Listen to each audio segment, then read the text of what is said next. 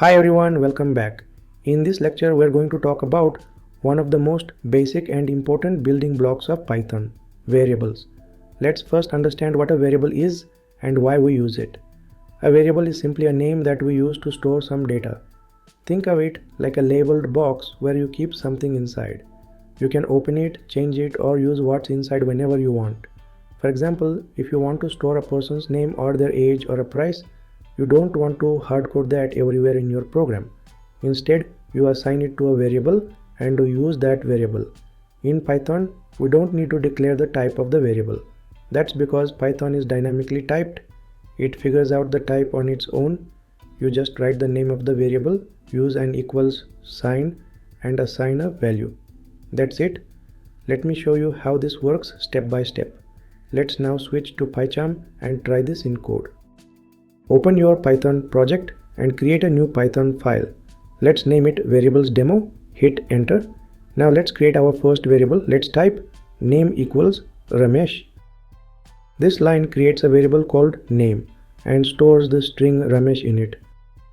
Python automatically understands that this is a string because it's inside quotes. Now let's print it.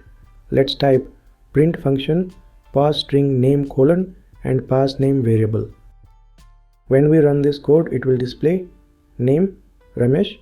Let's try it. Run the program and you can see Ramesh is printed in the console. Perfect. It works. Now let's create another variable. This time we'll store an age. Let's type age equals 25. Here age is a variable and 25 is an integer value. Let's print it. Just call print function pass string age colon and pass age variable. Let's run this now.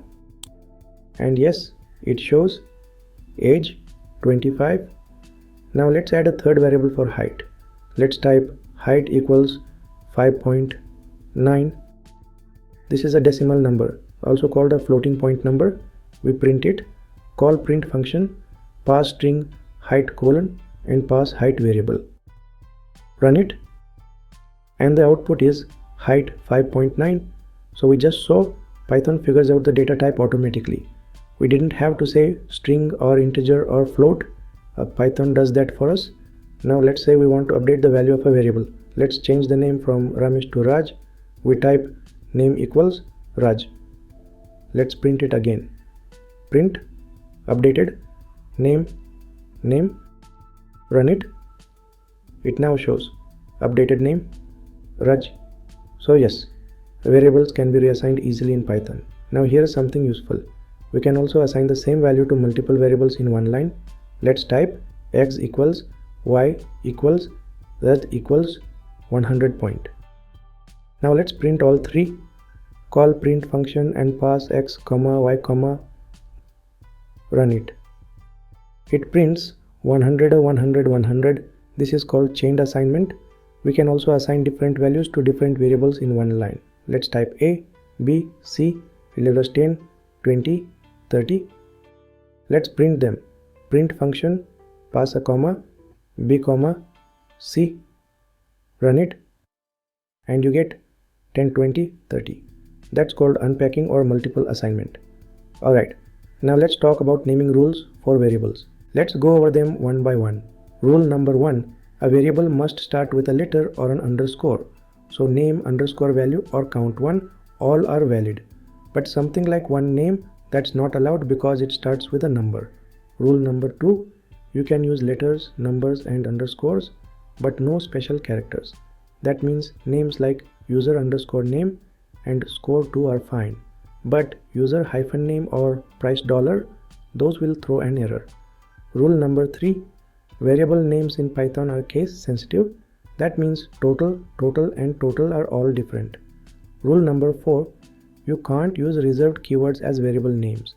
So don't name a variable class, def, if or while. These are part of the Python language and already have meaning. And here's a good practice tip. Stick to lowercase names with underscores to keep your code clean and readable. Like user underscore age is underscore logged underscore in or total underscore marks. Alright. Let's wrap this up. In this lecture, we learned that variables are names that store data like strings, numbers, and more. We saw how Python handles variable types automatically. We learned how to assign values, update them, and print them. We also explored chained assignment, multiple assignment, and naming rules. Thanks for watching, and I'll see you in the next one.